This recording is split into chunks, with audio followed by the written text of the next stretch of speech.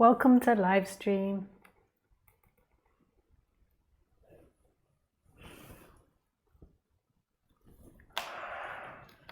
Oops. Nice to see you. To see you nice.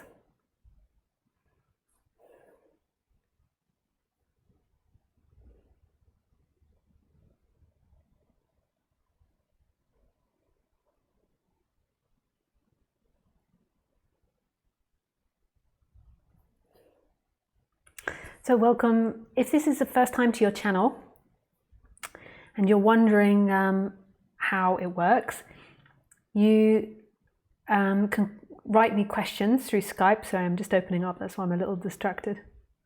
So you can ask me questions through Skype, which is Lisa Cairns 12. You can either write them or you can speak to me, but make sure that you have a headset so there's no feedback and that you've got good internet connection.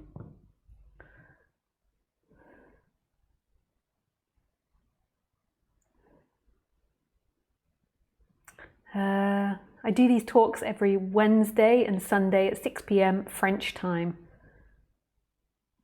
We're going to go through time change this month, so be aware that mine and your times might change at a different time. Like I worked out last year that America changes at different times from Europe.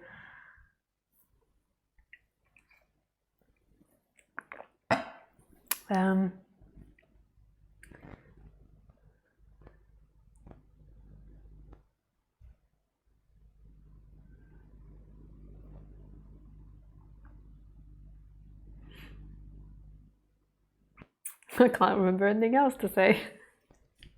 So that's all for the introduction. I always like to sit in silence for 5 or 10 minutes, so you're welcome to join me.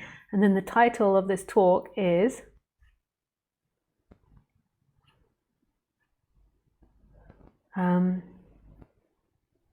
Is the source of this life love or emptiness? Something that I get asked a lot. So we just sit in silence for 5 or 10 minutes. Oh yeah, and also if you want to watch edited videos of these talks, if you find that there's too many breaks or too many pauses, or you want a succinct subject rather than just a whole talk like this, there's another channel that doesn't belong to me, it belongs to someone else, and it's called Video Clips / Lisa Cairns. And you can subscribe to that, and the gentleman that runs it edits my talks and uploads short videos with titles about the subject. So you can subscribe to that and browse through that content. Okay, that's all I have to say. And remember, if you like this talk, to thumbs up. This is important for Google. You put a thumb up. A lot of people are listening to it on their TV, and so they don't do that. I just have to let Khaleesi in. One moment. Woof! Woof! Come on in! You want in or out? In or out or open?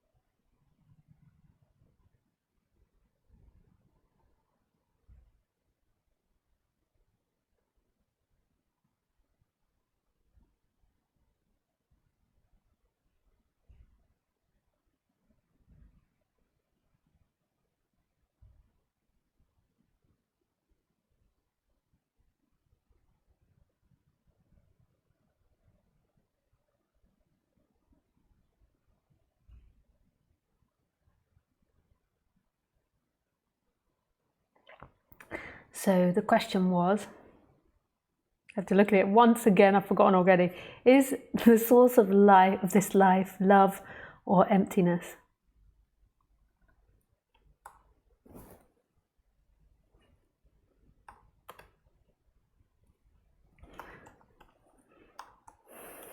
Well,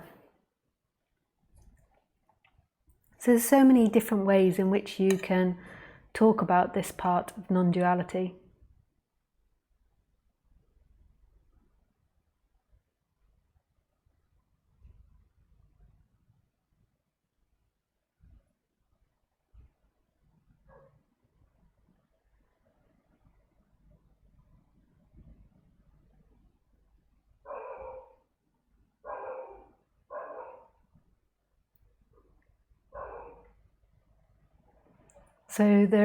So you can talk about non-duality in regards to emptiness. You can call it emptiness. You can call it emptiness and fullness, everything and nothing. You can say the source is consciousness, or the source is existence, or isness, or amness. There's so many different ways in which it could be spoken about, and I don't actually have a particular way. I kind of change very often into different ways of talking about it. I don't see non-duality as an intellectual pursuit. It's about experiencing. It's about what's experiencing now, or who's experiencing now.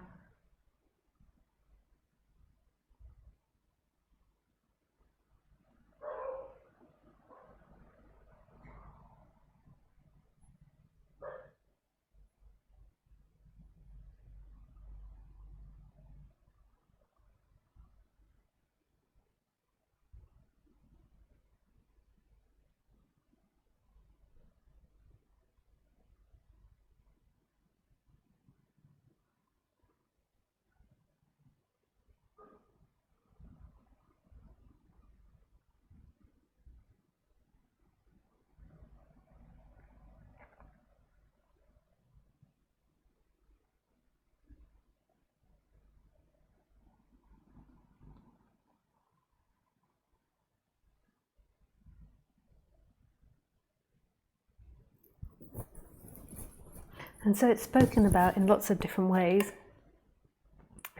And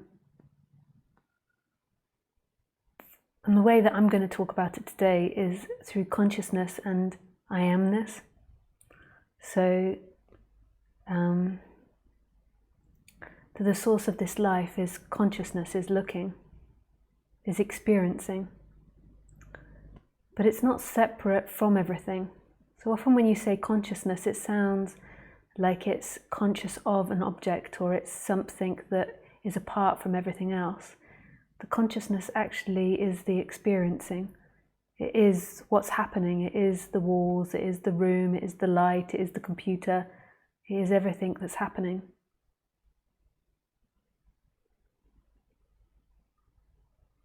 So you could say consciousness is not a thing, but yet it's everything. But there's also another ingredient in there, and it's not just consciousness. God, this microphone electrocutes me a little bit. It has like a burning vibration, a little. Yeah, so you could say that consciousness is everything, but there's another quality in it that's not just what we'd describe as consciousness. It's also this sense of being alive, this sense of existence, and this isness, this sense of being, this sense of presence. And it's not that somebody's sensing it, it is everywhere. Like, I used to think that your sense of being, your I am, not I as a name, not I as a form, but that sense of I amness, that this is happening, I am, this is. I used to think that was for sure something that rose in the body, but that too actually is part of the consciousness and part of your essence, these two qualities, this sense of existence and this empty looking, and that's your true nature. And neither of them are a subject-object, so neither of them are something which actually exists separate from everything that's appearing. And they don't arise inside the body, they're the room, they're the plant, they're the tree, they're the other plant, they're the sofa, the glass windows, the balcony. It's everything. Everything that's appearing, the smells, the tastes, the space, the time, all of it. It is all of it.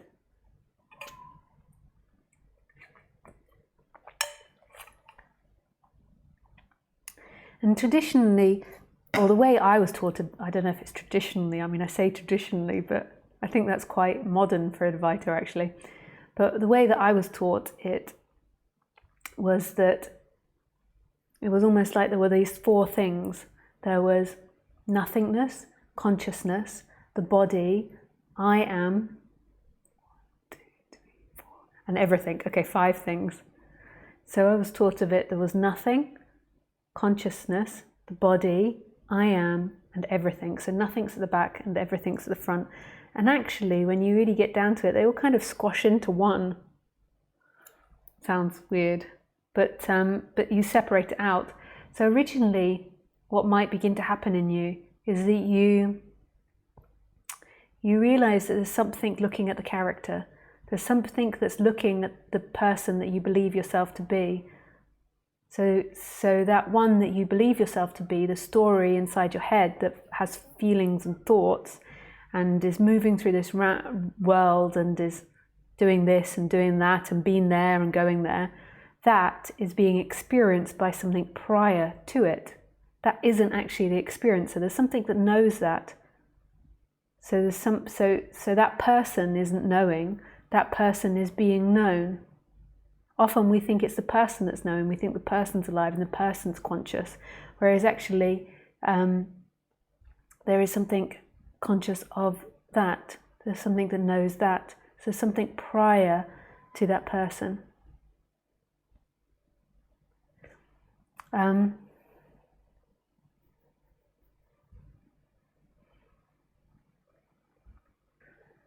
that might be the first thing that you begin to come aware of.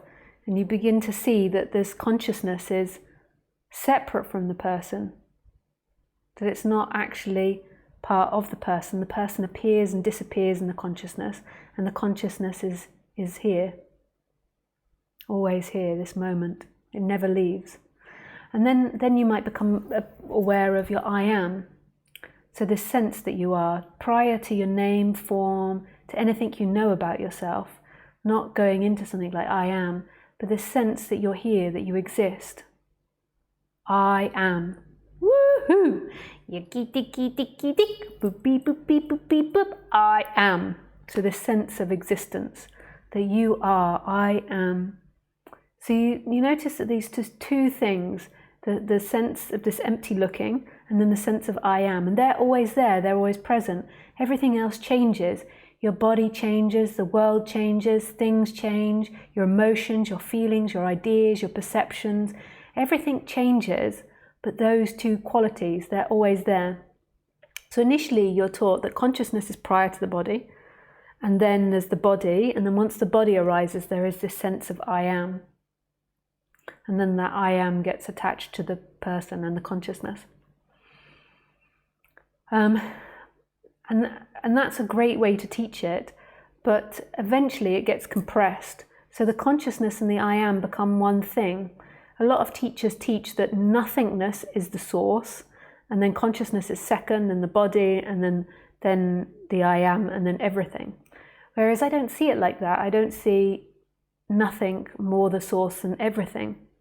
Like I see it like the yin-yang sign, like the nothing and the everything are one and the same, and then the dot in each colour. So eventually it gets squished together. So Nisargadatta Maharaj has this beautiful quote, I'm sure you've all heard it before, that he says, to know I'm everything is love, and to know I'm nothing is wisdom, and in between my life resides. So it's like they get squashed together, because you have to be looking through a body in order to experience this world. Like there has to be a machine or a character that's looked through. If you imagine like a film without a camera, a lens that was looking through, so you're just looking at the film from all angles, it would kind of be impossible to comprehend. The way that we do it is we have one body in experience that is being looked through. So if you have this film where it's been looked from the moon, the stars, the sun, the air, the person, the dog, it would be too much. You wouldn't be able to look at things in a way, it would cancel itself out, I presume. So if you always have to look from a position, so there always has to be a body in order for everything to arise. It doesn't necessarily have to be a human body, but there has to be something with the capacity to look through. And the nothing and the everything is the consistent, what's always here. The body will pass, and then another body will be looked through, and another body. But that passes, that comes and goes. But these two are always here. And it's not that consciousness is behind and the I am is front, and that consciousness is aware of the I am. That's what they often teach, is that consciousness knows the I am. As you get into the subtlety of it, you see that there isn't anything that knows the consciousness or the I am. They're here instantaneously, and they're one and the same thing. And it's that union that makes the awakening complete, like the nothingness, that one side of you is totally empty and not a thing, and then the other side is everything, and the everything is love.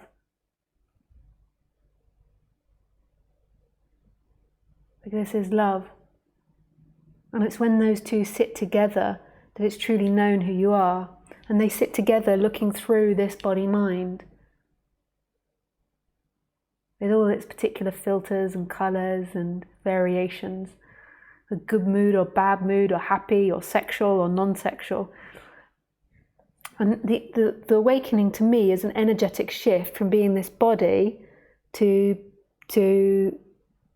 being the nothing and the everythingness. So that which looks out isn't a thing, and it's not separate from things. So there's this deep knowing of wholeness. That doesn't mean that the body doesn't still have issues or karma. The body can. I see that for me, what happens after that realization is it integrates more and more. I think at the beginning I thought I had no karma or conditioning left, because it's so shocking, all of this stuff. And it changed so much. But then as I began to interact with people, I realized I still had stuff and still had issues, and still needed to work on things. Like through time, I realize. And I think that's an endless process. So there is that waking up, and then the body can endlessly expand into that love, that more and more. And I think it's something like on the human level, that it's like a collective thing, that the body can only evolve as much as its society does to an extent.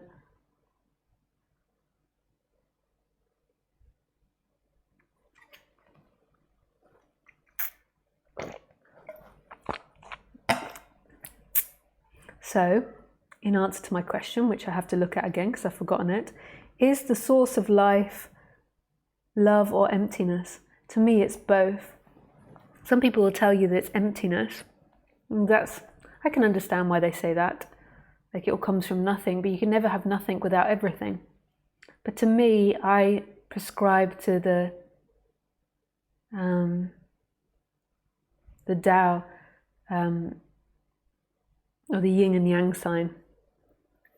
I think that's the Tao Te Ching sign as well. I know it's Chinese, but it's both together. And I think the Buddhists have that perspective as well, that life is fullness and emptiness simultaneously. So what's the point? So I can imagine you hear all this intellectual stuff, what's the point of doing all this? Why find all that stuff out if it isn't better for you, if it doesn't change you? I think along the process of discovering this subject, it does change you. You get reconditioned, and you have less filters and perspectives and judgments onto this life. So I think it does change you through the process of getting to know non-duality, but the actual awakening doesn't change you. The actual awakening is beyond you. And your body's still going to run off its particular karma or conditioning. It's not suddenly going to be a Japanese person doing tea ceremonies. It's going to be English or French or German or American, whatever it is. and it's going to have that particular conditioning, and you'll most probably still get angry when the car doesn't start, or the children are screaming at you, or your partner keeps being passive aggressive, or whatever it is. Those things don't necessarily change that much, but they can do, like in that shift. But normally, through being in contact with this subject, you begin to recondition yourself. And I think that it should be every human's number one responsibility to attempt to recondition themselves. It's only fair to others around you to attempt to recondition yourself. Like humans, they can be a bit of a funky animal. I don't know if you've noticed. It's having that openness. I just loved it when I was in India this year. I've said this so many times on the stream. This sadhu said to me and my partner, like, knowledge is infinite. I thought that was so beautiful. And it's the same for everything. It's just our intelligence can expand endlessly, and your conditions and way of being can expand endlessly. Your behavior can expand endlessly. To me, there's no full stop there in the behavioral world. But the reason why to get into it for you, on the human level, the process of all of this, of unpicking what you think and what you believe, can have a profound effect and can change the person to an extent. But on a deeper level, it's total contentment. It's feeling at home again. But that's not something for the person. That just sounds impossible to the person. It's like, what? How can that not be? I want to be at home. The person is always something that's coming and going and doesn't fundamentally exist. So the person can never actually be still and be at home, because the person is ideas and thoughts and impulses and chemical reactions arising right here, but it's not a solid thing. There isn't a solid you inside that body that has like a soul and a separate entity. Like the appearance of you and the appearance of choice are all chemical reactions happening within this body, and neural pathways and electricity, I don't know how these impulses, I don't know how you say it, are firing up, giving the appearance of someone with free will, giving the appearance of someone with choice, and giving the appearance of somebody with a life. But this is only stories and thoughts. If you bump your head and you completely forget all your past, you have no idea who you are, but that there's still that essence, there's still that feeling of I am and empty looking. You still feel like yourself, but yet you know nothing about what you have been. The same when you were a baby, it was the same essence, but you didn't know that you were successful or rich or happy or unhappy, you just were. And when you're having a really good time, you completely forget about yourself. The idea that you are somebody that wakes up, or you are somebody that gets this, is a complete fabrication. There isn't a solid somebody that wakes up. You can have behaviors that over time become, you could say, more enlightened. Don't use that word because it just sounds too religious, but becomes more expanded and in line with love.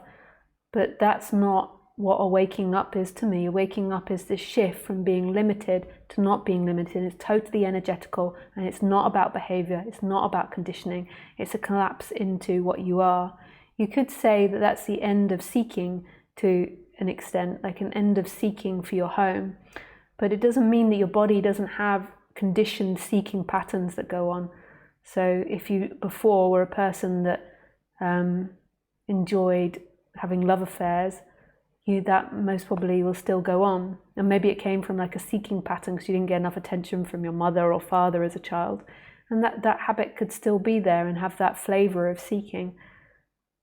But it's not, there's like a cut off from it. So that's the only thing that I would say that is the point, is this energetic shift. And for some people it's a gradual shift, even though ultimately it can't be gradual. But for some people it's an appearance of a gradual shift. And for some it's sudden, it's instantaneous. So sometimes you just kind of like fade out from being identified with the person. Maybe you don't even really notice it's happening. I mean, how would you? And it's not a state, it's not a feeling, it's not a behavior, it's not a way of being. It's this shift from being like that to expanded. Who you are is everywhere and everything.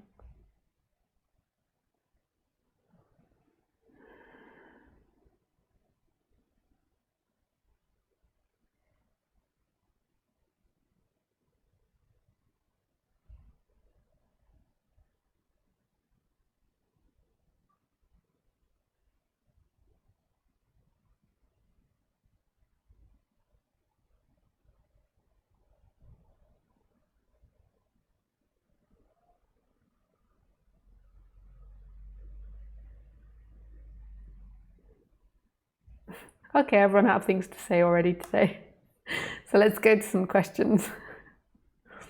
Hey Ian.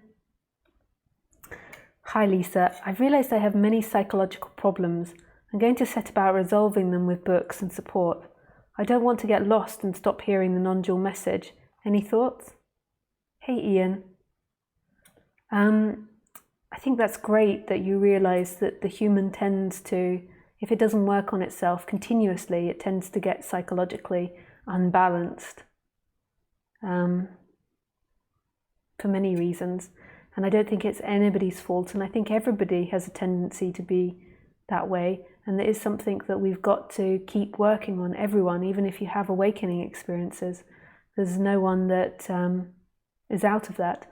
So say if you have an awakening experience and you become like a really popular guru, you're going to get new conditioning. So you're going to always be used to people wanting your attention. So maybe you become one of those people that that like never asks other people's questions or is always trying to pull back from people. Maybe you become a bit grumpy because you feel people are crossing your boundaries. Maybe you get used to people doing things for you, so you get a bit lazy. And maybe you begin to get into slightly unhealthy relationships where people become really dependent on you and looking for your love and like blaming you or projecting onto you, and there becomes a disbalance in that relationship, because you've got to remember relationships aren't one way. So if you're attracting lots of people that are being emotionally dependent on you, you are part of the game. So you're also part of what needs to change. It's not just the student's fault. You're also part of the problem. So you can see, like, so you have this big awakening and then you become a guru and you get into a whole new conditioning. Or maybe old conditioning sparked. Maybe it reminds you of when you were a child, like feeling this superiority that you didn't have to do things, or feeling like uncomfortable people doing things for you. And it's something, again, that you've got to evolve past and from, like not getting stuck into those games. I know that I suspect that most teachers fall into that problem when they first start teaching.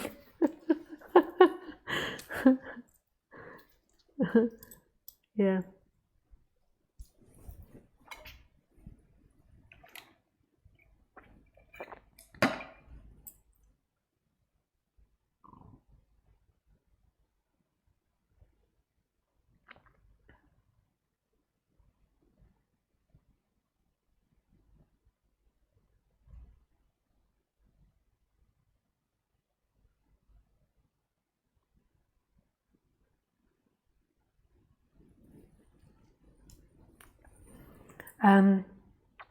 So my advice to you, Ian, would be to carry on listening to non-duality, and then also discover yourself on the human level, on the psychological level, like what your chakras are saying, what your body's wanting, what the person wants on the human level, what it seeks for, what it avoids, what it doesn't like, what it is to be human. But you can carry on listening to non-duality and remembering that that is never who you are. And even though it seems like you're choosing to get into the psychological level, see that there's not actually somebody choosing to do it. It's a happening. It's a process happening.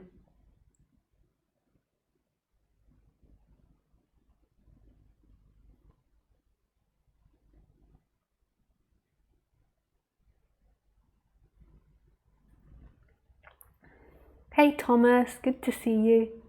Hey Vadios. Hi, Sanda.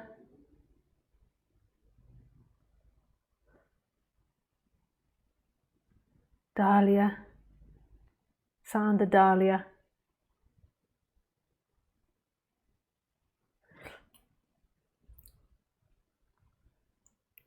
Hi, Roland. Glad to be here live. Nice to see you, Roland. Hi, Isabel. Lisa, Amnes, I am here with you as that. Love you and me. Hey, Isabel.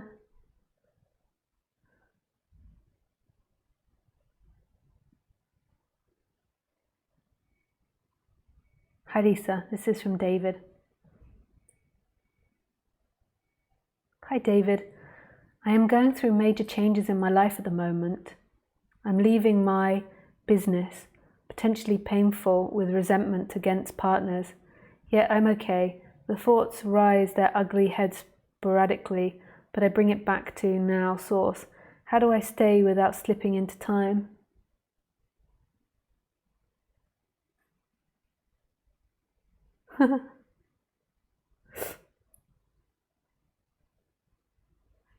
He sent me a picture of me being stuck on YouTube, like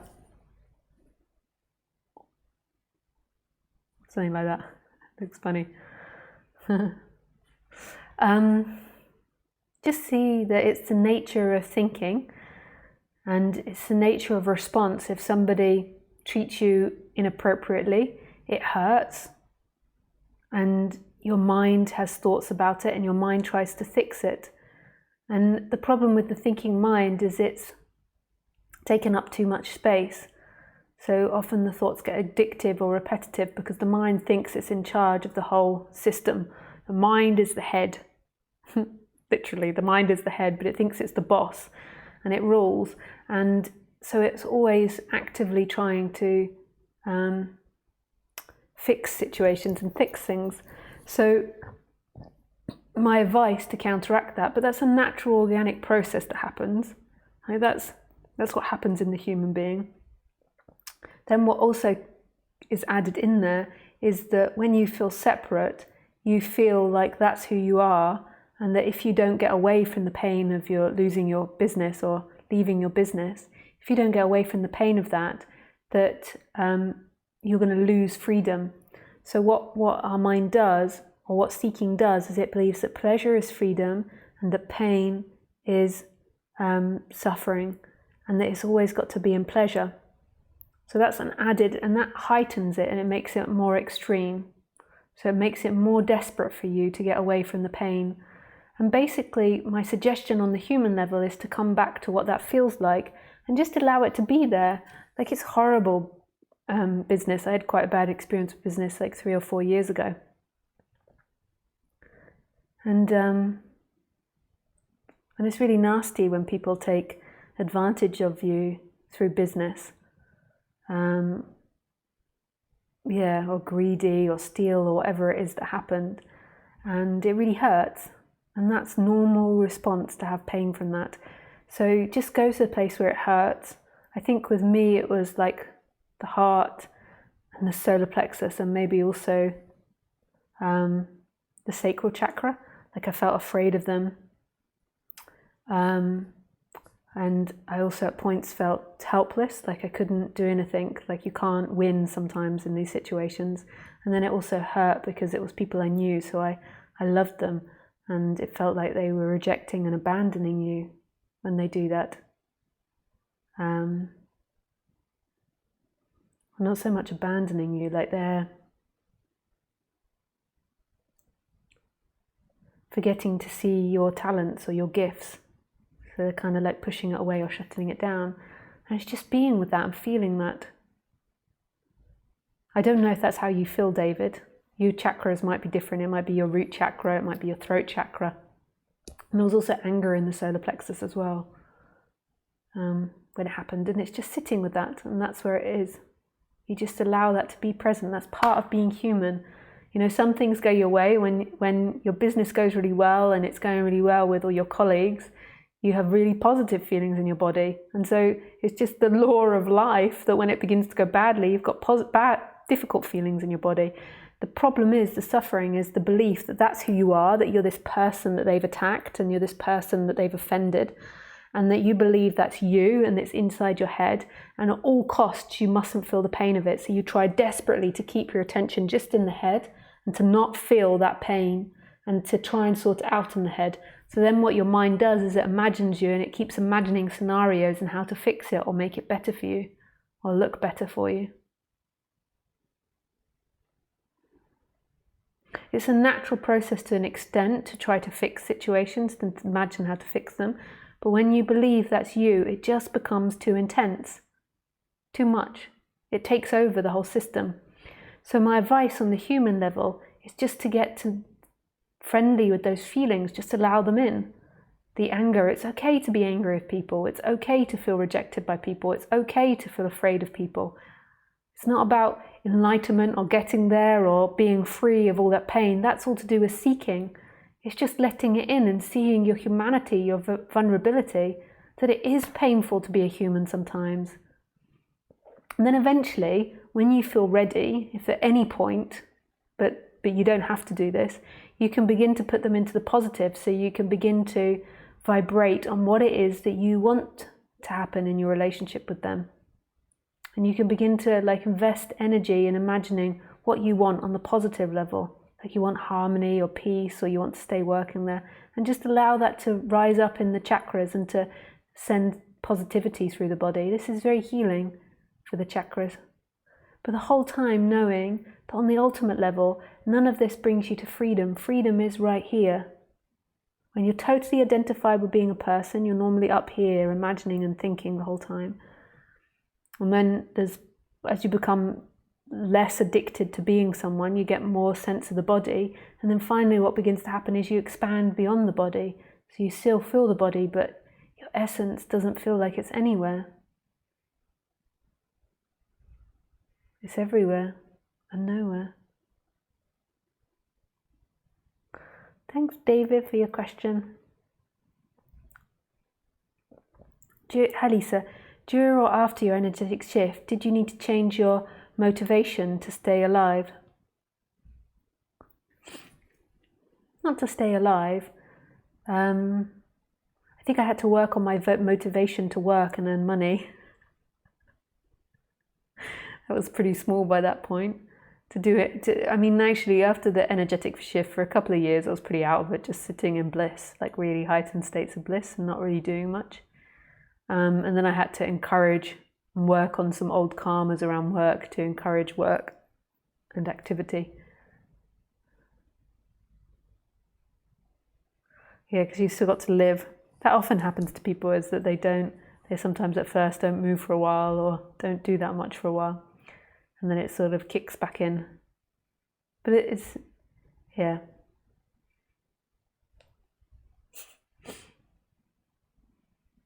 Hi, Alt2. In my case, it is gradual shift going on, but I don't want to wait anymore to complete it. I just want to complete it instantly, so please guide me, thanks. Atul. Oh, right, Atul. That sounds very much like the person that wants to earn lots of money by tomorrow, or do really well on the stock market tonight, or have sex now, whatever it is. I want it now. I don't want it to go on anymore. And you're being fooled by illusion. You're being fooled by a story of yourself. So you believe that you're someone in the head, and that you believe that you are going to get to enlightenment in a future place. And you have these two images in your head, and you believe that's real. Whereas who is it that gets enlightened? Who are you waiting to arrive there? It's illusion that you're in, and you feel like it's true. What you can do on the bodily level is come back to your feelings. So what is it that you feel in that? Like this frustration in the solar plexus, or in the heart, like this longing to be complete. And just allow them to be present and see that your story about going somewhere is simply a result of having unpleasant feelings, and then you create a story and you're trying to run away from it. And just coming back to what you actually feel, a bit pain in the heart and a bit pain in the solar plexus. And here we are, right here in this. And it doesn't belong to anyone, even though it feels like it's yours. The pain in the solar plexus is life's pain.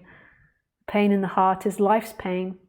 So it's life's disappointment, it's life's anger, it's life's frustration. It's not yours. But yet the person is always claiming it. Me, beep, beep, beep, beep. Hi, Ronald.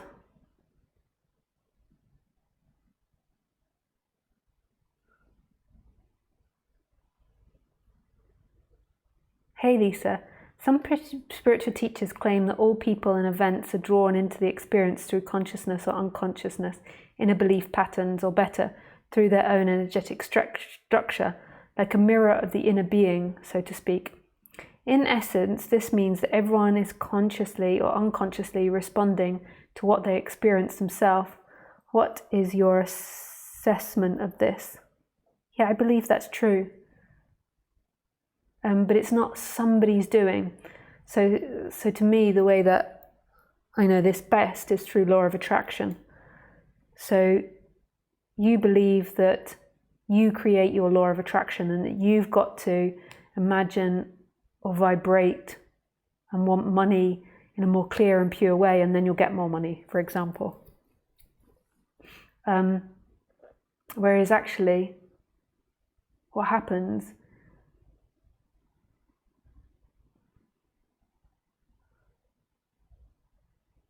is, I'm sorry, I lost my thread there. I've completely lost my thread there. So you believe it's you that's doing law of attraction and that you're getting there, whereas actually you aren't the body. The body is something that's arising, and the body is thousands and thousands of years of conditioning and human genetics that are passed down through generation. And then when you're born, you're also then conditioned and you respond to your environment and you're molded by your environment. And dependent on how that body is wired is dependent on how their life will be. So if they feel like a really poor person, they'll most probably end up really poor, or they'll end up really rich feeling poor, which I think in some ways is worse. I've met lots of people like that as well. And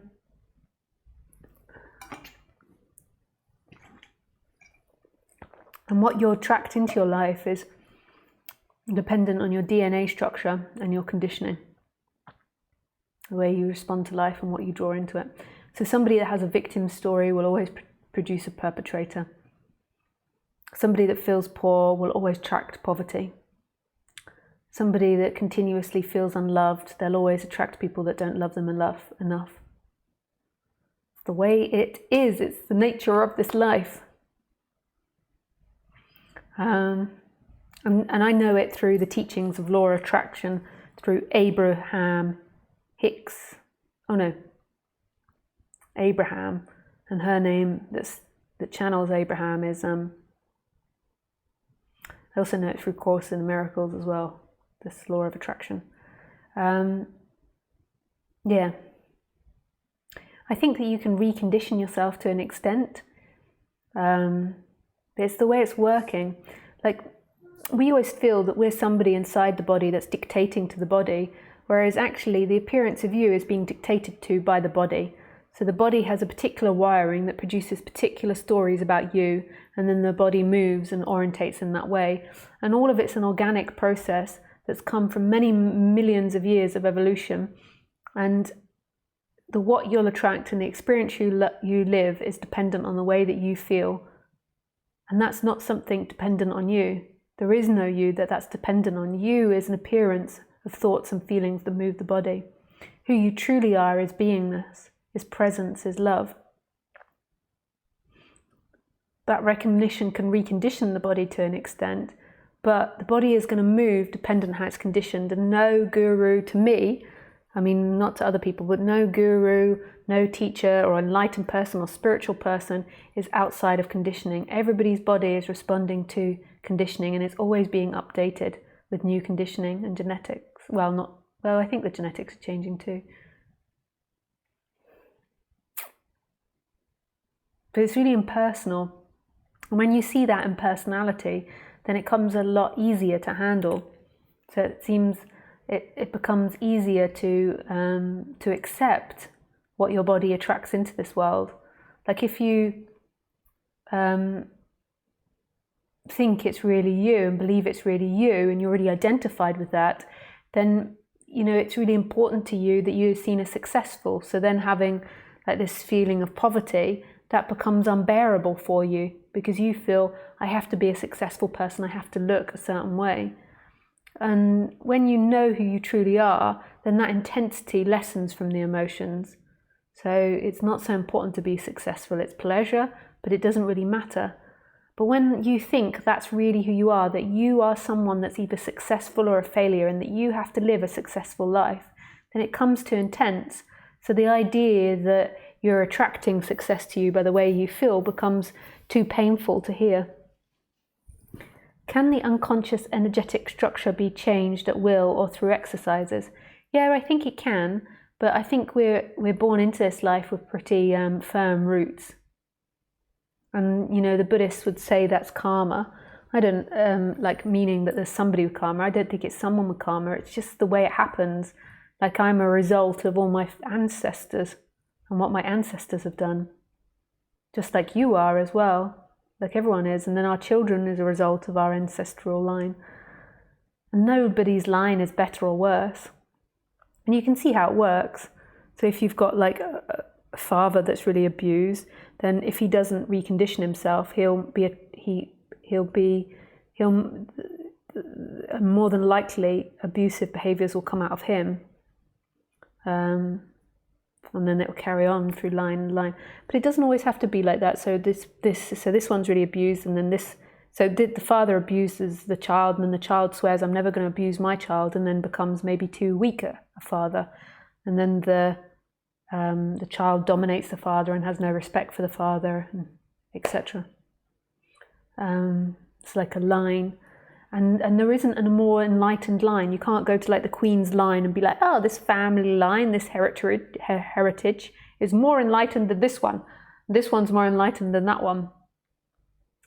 Or this one's better than that one. There is no better than. All of us have been conditioned by society, and our genetics are a product of that. And we've all got similar conditioning and traits. But in this life, you can recondition it to an extent. Like I've certainly changed my behavior. When I was younger, I used to have a bad temper. I was brought up, my dad had a temper, and then I learned to deal with things by shouting. Like when my boundaries were crossed, I shouted. And it was often actually I was brought up, so not asserting my boundaries, not asserting my boundaries, not asserting my boundaries, and then finally asserting them and then shouting at everyone because of it.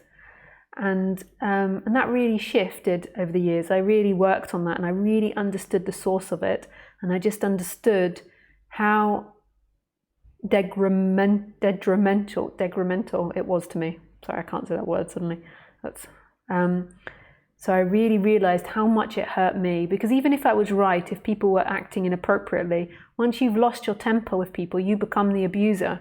So it outshadows anything else that's happened in the situation. You totally lose. And when I really saw the depth of it, when I connected it to my dad, when I connected it to vulnerability, when I connected it to fear, when I connected it to not establishing good enough boundaries, which is still something I work on, then that really began to shift. And now, over the last 10 years, I would say I've lost my temper with people no more than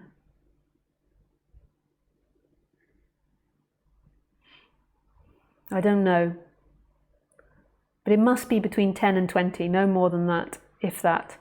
Like maybe once, if that, a year, and maybe sometimes more.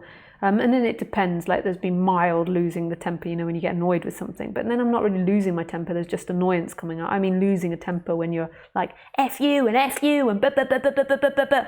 To some people that might seem really shocking because they weren't brought up with screaming, but I was brought up with it, so it was never that big a deal shouting. It was like normal. So yeah, there'll be some people out there like, you what? And then some people, they also were brought up with shouting.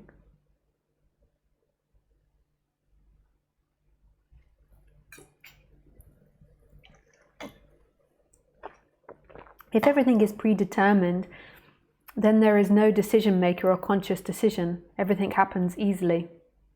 Everything happens as it happens, easily or hard, it doesn't matter.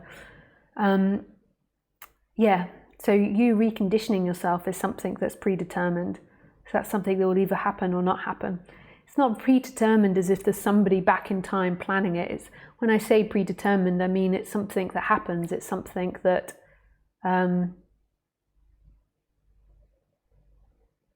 it couldn't be any other way. Like whatever I say now, I couldn't say anything else. Our mind tells us we could, so mind gives us that feeling of free will that we can choose things and we can go in different directions. But actually there is only one direction in which it can go into.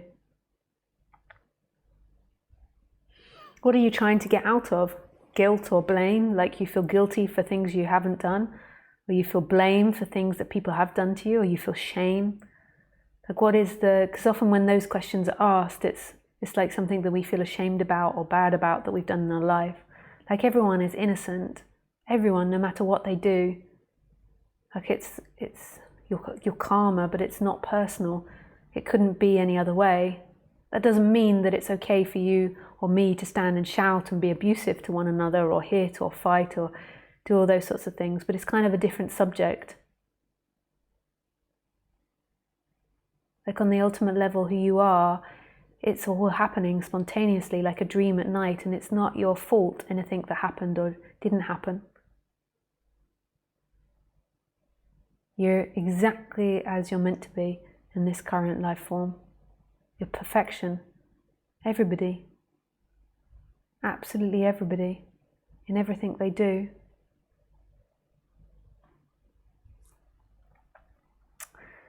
Hey Nick, so much love. Pour l'amour de tous. I don't know what that one says. For love of, let's see what tous means. Tutti frutti, boop boop.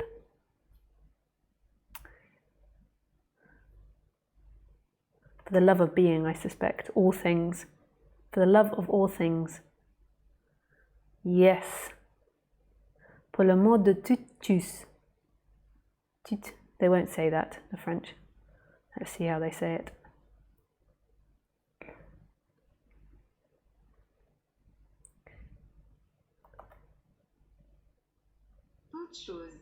Toutes choses. Toutes choses. Hi Lisa. Thank goodness you do these live chats. Oh, that's nice, Sue. It's a pleasure. Hi, Dahlia. Dahlia. Hi, Lisa. I'm looking at a pattern where I feel really stuck, and I'm always justifying to myself why it's okay to keep trying to force some kind of progress. It feels like there's a confusion where maybe the needs behind the pattern are real, and it would be healthy for the system if there was some resolution. But how I look at it has a powerful seeking energy. It's exhausting, but maybe it's good to let the seeking energy get exhausted, right? Any helpful hints or intuition, welcome. Yeah, everything you do is right. You can't go wrong. You couldn't do it any other way. So whatever thoughts come up or whatever feelings come up in order to respond to it is absolutely perfection. But it's also perfection, me offering some words and you listening to it, and just know that that's a description of what can happen. It's not a prescription, because who would I prescribe to? It's just something that can happen. I speak and then that can be followed. But it's nobody following it. Isn't it miraculous? It's so sweet, this life. It's all happening. It's all happening without you.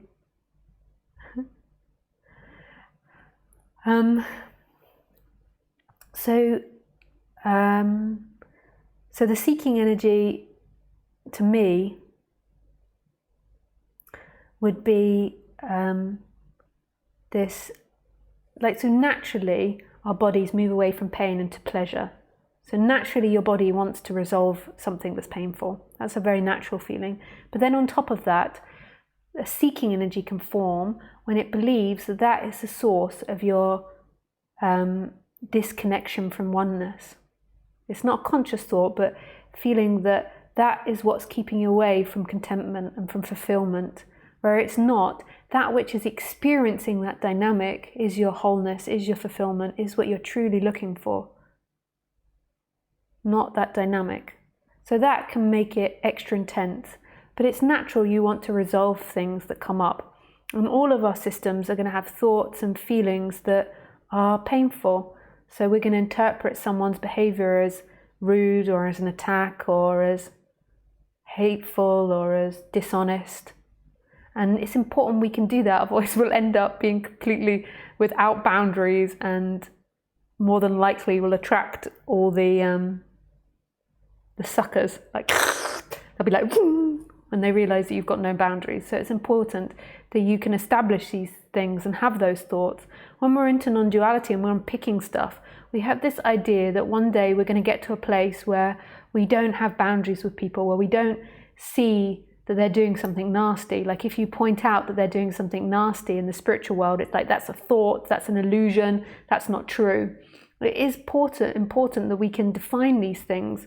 I was so conditioned in spirituality to let go of these thoughts of someone being nasty or someone being inappropriate and seeing it as illusion and seeing it as mind-made. Ultimately, everything's mind-made. But why is it that we can interpret something as beautiful in the spiritual world and not something that's ugly? Like, it's both part of our experience. We need to identify situations and people that are difficult in order to avoid them and move around from them.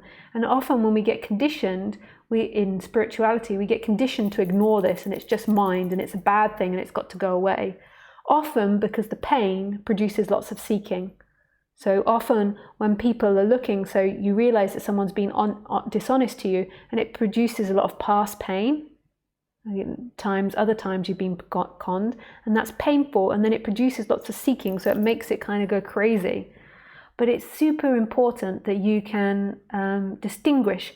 So I don't know what's happening to you in your life, but if it's with someone else, when you can distinguish something's inappropriate, and you can own that feeling, you can see that I've had people dishonest to me a lot and it hurts, and really allow that feeling and that memory of the past when it's hurt in the past to come up, and not see it as something that you have to get rid of. See it as something that's part of being human. We get conditioned. Khaleesi is conditioned to be afraid of me when I carry objects, large objects, because I've dropped so many on her and I smashed so many things. I'm dyslexic and maybe a bit dyspraxic, which is, yeah. And I just knock over, I fall over, I drop things a lot. And so Khaleesi sees me, picks like up, and she's like, and that's good that she has that. She realizes that I'm not always stable on my feet, and she is aware of where I'm going to fall and what I'm going to break and what's going to hurt her. And that's important. And it's important for us to see this person is being dishonest, this person is being inappropriate. It is ultimately all illusion, because everything is illusion. Like the trees are illusion. Everything is a projection of the brain. The way you see the trees, the way you see color, the way you see light, the way you see form, it's all a production of the brain. And it's not like we're trying to erase the brain from seeing the couch, because the couch is illusion as well, everything. But we tend to think that the brain's got to stop seeing all things that are negative. So you analyze, like, what is the initial thought and give it space. Am I being reasonable here, or am I being triggered by past pain? Is this person really being dishonest, or is it past pain? And with me, you don't always know. So you just hold both of them and you say they might be being dishonest. My intuition is it could be past pain. And then you feel that pain in your body. And then you look to what the resolution is of the situation. You can ask them, you can speak about it, blah, blah, blah. And maybe you get into a little bit of an argument about it, like they're upset, like, how dare you see me like this, or whatever. But you just try to stay simple with it. And then you see the seeking element of it. The seeking where it's so unbearable to feel these past times that you've been lied to. It's so unbearable to feel being lied to. It makes you feel very vulnerable, very scared, but you can't bear to feel that. So you're seeking desperately just to get rid of it, to get them to be honest, to force them into truth, to punish them, to whatever it is, to get revenge, etc. So my advice would be to feel the feelings and feel the root of it and just let it be there and know that life will let it pass when it's ready to let it pass. You can do chakra breathing exercise. You can do, when you've got tense feelings going on, you can do sound meditation, which helps you bring out these things. So I'll tell you what it's called. You can find it on my website under references, but it's Osho chakra meditation. I think it's under references. And this is like a Osho chakra breathing meditation, and this is great for getting feelings and thoughts to pass through the body. And then seeing that that's not who you are. That's the most important bit. That is not who you are. And there's no shame in having the feeling. There's no blame. You're not unenlightened. You've not arrived. You're just having a feeling. And then there's a part of you that really doesn't want to feel it. I have to go to the toilet. Excusez-moi. Carefully.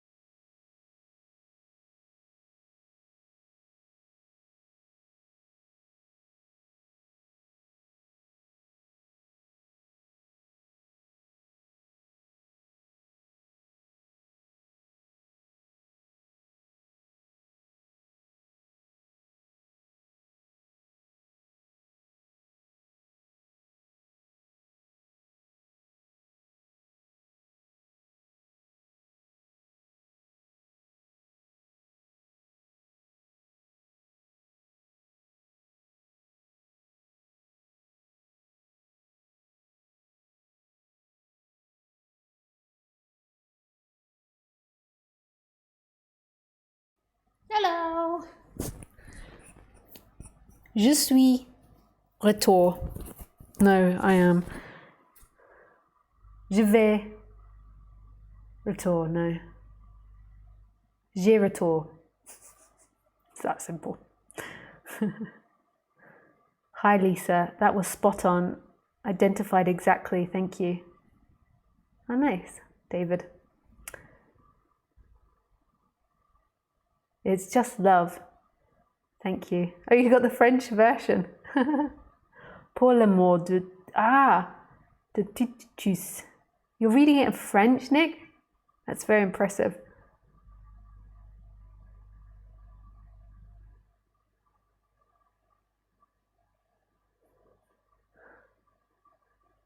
Hi, Lisa.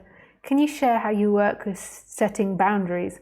Love, Ishani. Well, it's an ongoing process for me. And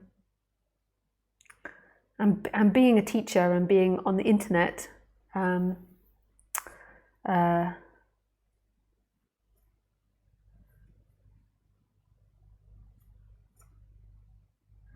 been super helpful. So the way in which I look at life, like I reconditioned myself a lot, and the way that I look at life is that everything that's an obstacle is there to help you bloom and to grow and to flower. And becoming present on the internet, I started doing it in 2011. And this has been such an amazing tool to help me set up boundaries. And when I started, I think I could say I had terrible boundaries. I'd just come out of very heavy spiritual conditioning, and my boundaries were most probably better than they'd ever been in my life to that point. Like it's so much better than when I was a child and when I was in my 20s. But I'd been into like really strong like spiritual conditioning that basically taught you to see everything as illusion, which is really beautiful and really helpful to an extent. But then I was so used to seeing that if any thoughts came up about other people being inappropriate or rude or anything, or any feelings of that came up, I tended to ignore them, because I just thought, oh, it's old conditioning, or it's not true. And I didn't even really notice I was doing it. It was more of a habit. And if I was just out in daily life, it most probably would have been fine if I were just at a job and was interacting in daily life. And I think in my life it was quite good, maybe. Still a little bit desired. But when you go onto the internet and you start sharing yourself publicly, it's a whole different realm. And especially if you get a little bit of success, like you stand above the crowd, so you're not just got like 5 people looking at your YouTube channel, you've got like a couple of thousand. What happens is that it draws people to you, and some of the people really desire to have personal contact with you because they're either seeking, or they're in love, or maybe they hate you, which could be love as well. But they desire to have intimate or a relationship with you. And I can understand why that happens. It happens with people on TV. Like, it's so intimate watching TV or watching this talk in your house like you are now. And I didn't really have any lessons or know how to deal with that. I tend to be really empathetic. So what used to happen is people would write to me about problems they had, and I felt compassion and empathy for them, and I wanted to write back and respond. And some of the people were really genuine, and after 1 question or 2 questions they would begin to disappear in the background. But some people used that as a way to get love from you and to get attention from you. And I could often feel it in my body, but because of my spiritual conditioning, I was ignoring it to an extent. And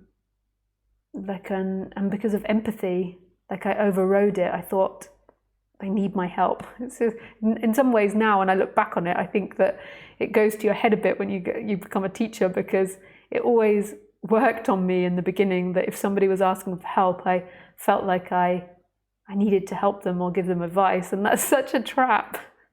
Like, as if my advice or my help is going to fix them or be that great for them. Like it could help somebody, but it's also like maybe not having my advice would also be helpful. And I'm not just talking about me, but as any teacher, they like in some way it's an arrogance to feel like you want to help somebody. Yeah, and so some people were really genuine. There'd just be an exchange, and it was really beautiful. But some people did it in order to get love from you, and I wasn't very good at determining that. And what it did over the years was that it always backfired on me. So if somebody was seeking for love from me in the questioning and kept on questioning and kept on trying to push their way into my life, if I didn't stop that from happening, it would backfire, and that person would eventually be disappointed by you and become angry with you and maybe turn hateful, or many, many different things. Or maybe they've tried to get you in business, or maybe they're playing out a karma with their parents of like wanting love and then kicking you for it, or not literally punishing you for it. And it never ever worked out. And so over the years, that like keep having like people wanting your attention, and then after a period like and like really like hammering you with this like negative energy. After that happened quite a few times, I began to really have to question my boundaries, and also like I used to do things where if people were like really verbally violent to me, I felt like I shouldn't ever delete their comments. And so I'd allow them to like keep comments up, and that then they would just keep posting and being abusive. And I felt like I wasn't allowed to delete their comments, because I felt like everyone should get a broad perspective, and if somebody really hates me, then they should be allowed to do that. But then if I was walking down the street or if I was in a talk, I wouldn't let it happen. But it just was like a silly mentality I got into. And then if people wrote me emails that were really hateful, I felt like it was my job to like be loving back, or to answer, and to not be defensive, like to try and be open, and to, if you engaged kindly, it would change the person. But it doesn't change the person, more than likely. Like, it was an arrogance on my part to ever think it could. And in a way, if that happened in the street, if someone's shouting and abusing you, like continuously, you wouldn't write back or go up to them and be like, I love you, da da da. You would just put your hand up and say, no, that's inappropriate, and walk away. And I began to learn that, you know, responding with kindness actually wasn't necessarily the greatest kindness, or letting everyone in to try and help them wasn't necessarily help or kindness.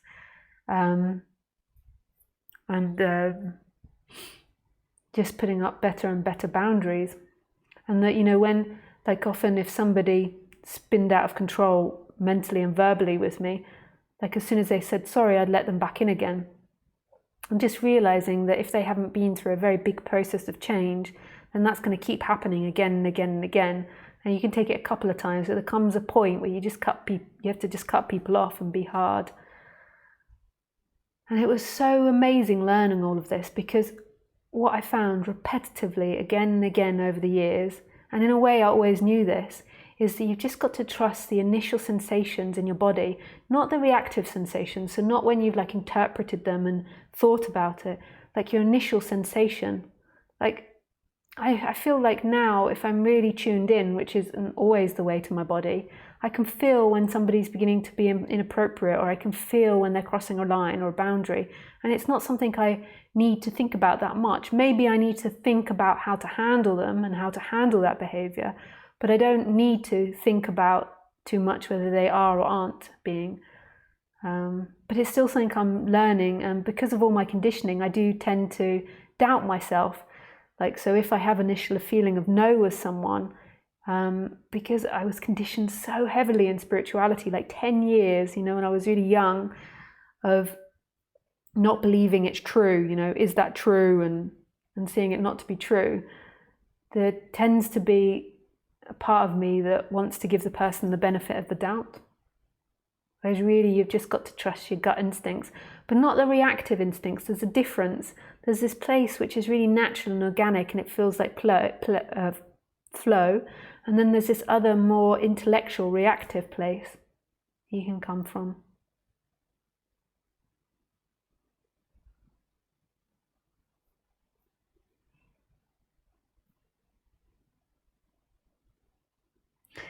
Everything you've been talking about so far is everything that this... Oh, sorry, I didn't finish your question. Such a space cadet sometimes. Ishani. So my advice to you on boundaries is look carefully to your life as to what is producing anger or difficulties. Like, I know when my boundaries being to cross with someone, it's like an anger, it's like a no. Or what creates difficulties, like I described, you know, somebody repetitively, like, or a repetitive dance that you're doing with someone again and again, where you end up getting into difficulties or into an argument or into disharmony. And really look closely into that, your feelings and why you're doing it, and what belief structures you have, and really pay attention to your feelings. Okay, back on to Sue. Thank you for your question, Ishnani. Everything you've been talking about so far is everything this body needs to hear today. A settling into the body is happening. You in my living room, yay. Yay, Sue. Yay, Sue. Hi, Roland. Incredible, Lisa. What do you think about Course in Miracles?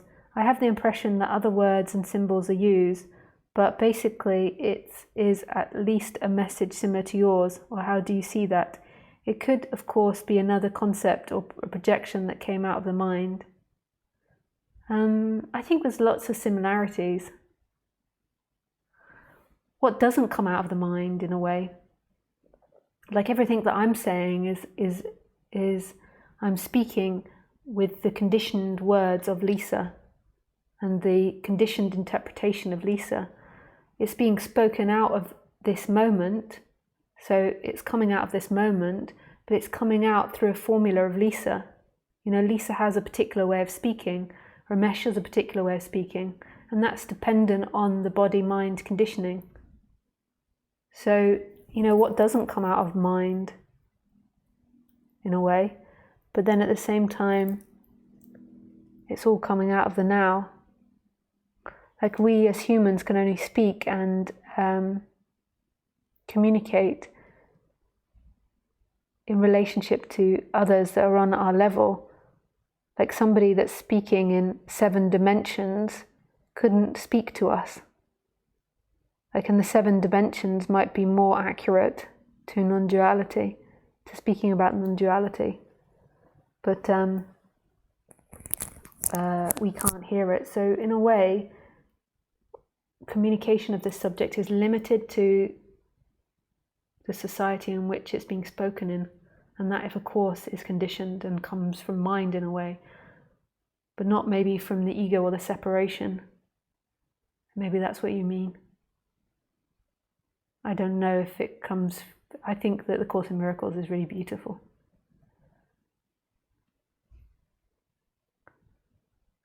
I clearly understand what you're pointing to, but I want to know the completion process after happening of many awakening experiences, as after that I'm no longer able to live from my old perspective, as it didn't. I'm going to get this to